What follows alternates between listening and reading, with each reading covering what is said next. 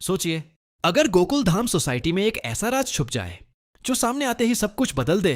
क्या हो अगर वो बबीता जी, जिन्हें सब सिर्फ एक मुस्कुराती हुई, स्टाइलिश और आत्मविश्वासी महिला के रूप में जानते हैं, और वो मेहता साहब जो हमेशा सिद्धांतों और सच्चाई की बात करते हैं, इन दोनों के बीच कुछ ऐसा शुरू हो जाए जिसकी किसी ने कभी कल्पना भी न की हो।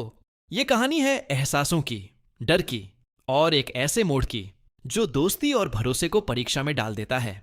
कहानी शुरू होती है एक आम सी शाम से। गोकुल धाम में सब लोग कंपाउंड में बैठे थे। हंसी मजाक चल रहा था, लेकिन उस दिन कुछ अलग था। मेहता साहब की नजरें बार बार बबीता जी की तरफ जा रही थीं, और बबीता जी भी आज असामान्य रूप से शांत थीं। अचानक सोसाइटी में यह खबर फैलती है कि बबीता जी और मेहता साहब अक्सर लाइब्रेरी में अकेले मिल रहे हैं। बात छोटी थी, मगर शक बड़ा हो गया। सबसे ज्यादा बेचैन थे जेठालाल। उनके दिल में डर था, कहीं ये सब सच ना हो। वो सोचने लगे, क्या दोस्ती की दीवार गिरने वाली है? क्या गोकुल धाम का सुकून खत्म होने वाला है? दूसरी तरफ मेहता साहब भी उलझन में थे। वो जानते थे कि अगर सच सामने आया तो सोसाइटी में तूफान आ जाएगा।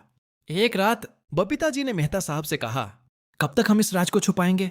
ये वाक्य सुनकर मेहता साहब के कदम डगमगा गए, क्योंकि वो जानते थे अब बात ज्यादा देर छुपने वाली नहीं।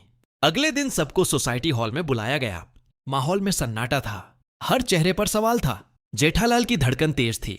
अय्यर साहब की नजरें बबीता जी पर टिकी थीं। तभी मेहता साहब खड़े हुए और उन्होंने वो सच बताया जिसने सबको हैरान कर दिया। उन्होंने कहा कि वो और बबीता जी मिलकर एक सरप्राइज प्लान कर रहे थे। अय्यर साहब के जन्मदिन के लिए एक खास कार्यक्रम तैयार हो रहा था, इसीलिए वो अक्सर लाइब्रेरी में मिलते थे ताकि किसी को शक न हो। कुछ पलों की खामोशी के बाद पूरा हॉल तालियों से गूंज उठा। जेठालाल ने राहत की सांस ली।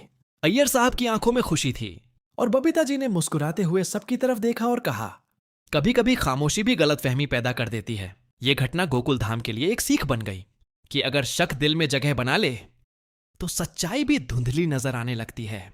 तो आप क्या सोचते हैं, अगर सच कुछ और होता तो क्या गोकुल धाम संभल पाता? कमेंट में अपनी राय जरूर बताएं।